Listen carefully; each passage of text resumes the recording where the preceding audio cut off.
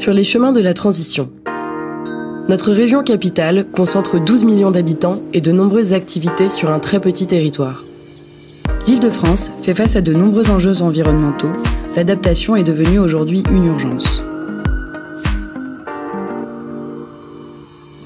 Chaque épisode, explorons des solutions de transition envisageables à l'échelle régionale avec un expert de l'Institut Paris Région. Où en est-on en Île-de-France concernant la prise en compte du risque inondation ? Cet épisode dédié à une problématique récurrente du bassin parisien se déroule en compagnie de Ludovic Fêtre, un de nos experts de l'Institut Paris Région. Alors aujourd'hui, si une inondation a lieu en Île-de-France, quel peut être son impact ?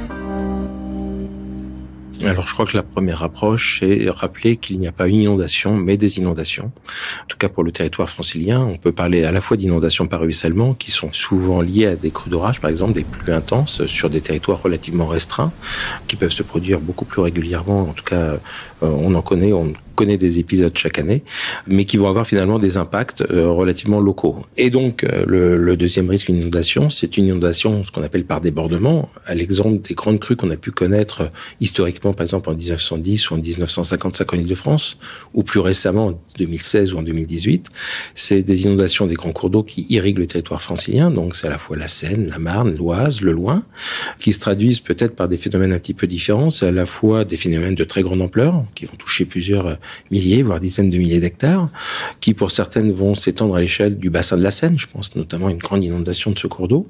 Ce qui veut dire aussi que ce sont des crues lentes qui ont un avantage, c'est-à-dire elles permettent un temps de prévention pour les personnes ou les entreprises qui vivent par exemple le long de ces cours d'eau, mais qui ont une plus grande difficulté peut-être, c'est que c'est des crues qui vont durer longtemps.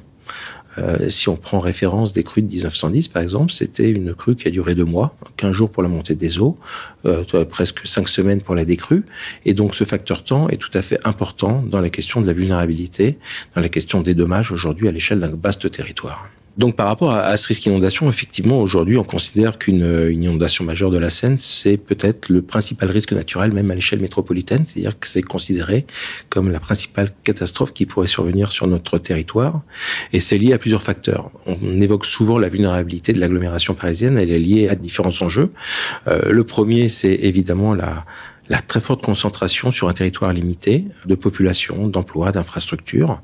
Et il se trouve qu'en Île-de-France, on est effectivement sur un territoire limité, celui de l'agglomération centrale, celui de la zone dense extrêmement peuplée, avec des concentrations de population sur des territoires en zone inondable extrêmement importants. On a quelques grands chiffres qu'on peut évoquer. Aujourd'hui, c'est plus de 500 000 logements qui sont potentiellement exposés aux zones inondables en Île-de-France. C'est plus d'1 million de personnes. C'est plus de 100 000 établissements économiques. C'est énormément d'infrastructures ferroviaires, routières, des grands équipements, des équipements publics. Donc, c'est finalement cette importance des enjeux qui fait le premier facteur de vulnérabilité.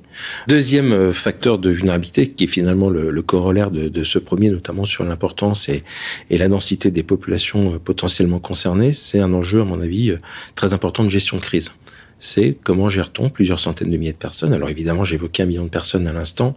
Il n'y aura pas 1 million de personnes touchées simultanément parce que différents cours d'eau sont potentiellement impactés, en tout cas sont potentiellement inondables.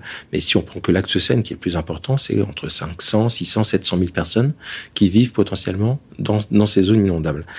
L'enjeu, c'est la gestion de crise. Comment fait-on pour alimenter, faire vivre, héberger, se déplacer éventuellement ou évacuer un nombre très très important de personnes dans des conditions souvent de vie dégradée, parce qu'on y reviendra.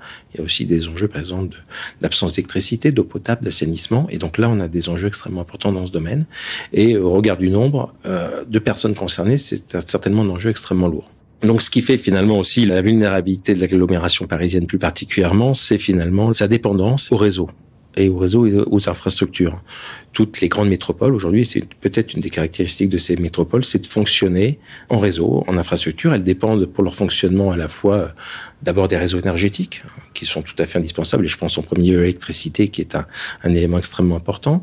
Je pense aux réseaux de transport, qui sont particulièrement importants en Île-de-France, notamment aux transports en commun, RER, métro, etc., et qui seront potentiellement impactés ou qui verront leur fonctionnement dégradé pendant le temps de la crue.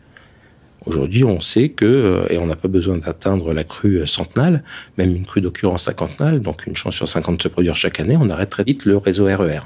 Donc c'est tous les déplacements entre l'Est et l'Ouest parisien qui seraient très très fortement bouleversés. Le réseau énergétique qui est absolument primordial, d'électricité, tout fonctionne aujourd'hui à l'électricité. Si vous n'avez pas d'électricité, vos équipements ne fonctionnent plus, que ce soit les télécommunications, que ce soit les réseaux de mesure, les réseaux de sécurité, etc.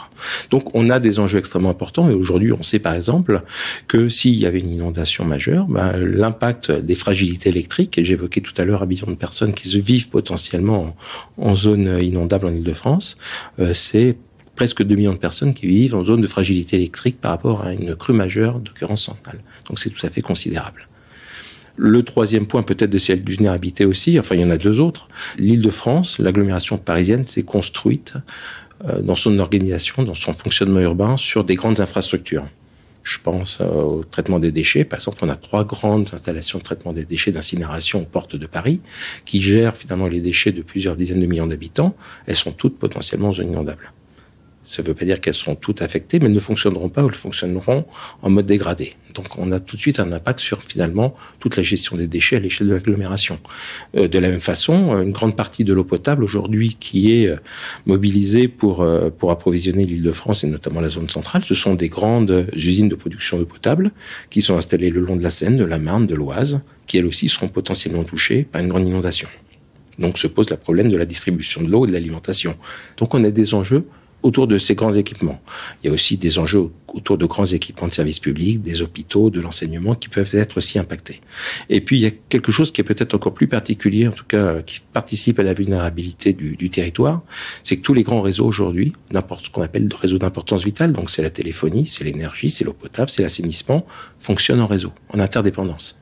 Aujourd'hui, pour que le réseau de transport métro fonctionne, il lui faut de l'électricité, il lui faut des voies, il lui faut une accessibilité routière, il lui faut éventuellement de l'assainissement, il lui faut des télécommunications. Et en fait, tous ces réseaux fonctionnent en interdépendance. Et si un tombe, on peut avoir des effets dominos qui vont se propager finalement dans le territoire. Ce qui fait dire aujourd'hui finalement sur les questions de vulnérabilité, c'est que la région Île-de-France, en tout cas la métropole francilienne, est particulièrement vulnérable au risque à travers ses différentes composantes. Et on parle aujourd'hui plutôt de vulnérabilité systémique, avec des impacts qui peuvent dépasser très très largement les seules zones inondées. Pour pouvoir agir, il est impératif d'accepter cette vulnérabilité collective. Comment pouvons-nous, en amont, nous préparer au mieux à un risque inondation ? Sous un angle un peu aménagement du territoire, en tout cas qui est notre rôle à l'Institut, j'aurais tendance à dire qu'aujourd'hui, il faut appréhender la question du risque, et notamment du risque d'inondation par débordement de grande ampleur à l'échelle des territoires. Alors le territoire, ça peut être un territoire géographique cohérent, un tronçon de vallée par exemple pour ce risque d'inondation. C'est aussi, de façon plus pragmatique peut-être, des intercommunalités, parce que c'est finalement la gestion d'un territoire aussi de ce niveau-là, avec une approche qui est comment composer avec le risque dans l'aménagement du territoire, sachant que composer, ça peut vouloir dire interdire par exemple certains usages du sol en zone inondable, mais ça peut vouloir dire aussi s'adapter ou adapter notre territoire au risque d'inondation, qui de toute façon ne disparaîtra pas. Et dans cet esprit-là, je pense qu'il y a 3 temps. En tout cas, il y a une gestion territoriale du risque, c'est pouvoir appréhender les différents temps de la gestion du risque, que sont à la fois la prévention. La prévention, ça recouvre finalement un champ relativement large qui peut être protégé. Ça peut être par exemple sur certains territoires pour des enjeux particuliers, être en capacité à monter des digues, des murettes, des bassins anti-crues, des zones de rétention des eaux. Mais la prévention, c'est aussi de la culture du risque. C'est savoir que chacun, individuellement, qu'on soit habitant, qu'on soit acteur public, qu'on soit chef d'entreprise, connaître le risque, savoir connaître son exposition, finalement, les enjeux du risque inondation. C'est aussi, par exemple, préparer de la continuité d'activité pour les services publics. On sait que la notion de continuité d'activité est tout à fait importante en termes de résilience. Donc, c'est finalement un ensemble de mesures, et aussi, c'est des mesures aussi, par exemple, en matière de construction, d'urbanisme. C'est comment on intègre ou on adapte en zone inondable les constructions nouvelles, que ce soit du logement, que ce soit des entreprises ou des équipements publics. Le deuxième champ, je dirais, le deuxième temps du risque, c'est la préparation à la gestion de crise. Je l'évoquais tout à l'heure, la gestion de crise de plusieurs dizaines, de plusieurs centaines de personnes, ça c'est les chiffres à l'échelle régionale, mais quand vous êtes à l'échelle d'un territoire, c'est connaître un peu mieux finalement ces enjeux. Quel type de population? Est-ce que toutes les populations peuvent partir? Où vivent-elles? C'est comment on organise peut-être des questions de pollution parce que vous avez des établissements à risque ou des établissements dangereux pour l'environnement, enfin des installations classées pour la protection de l'environnement qui peuvent contenir des polluants. Et donc comment finalement on anticipe ces questions-là? C'est la question des déplacements. Finalement, vous avez des personnes qui sont potentiellement malades ou en tout cas qui sont plus fragiles. C'est comment on les évacue.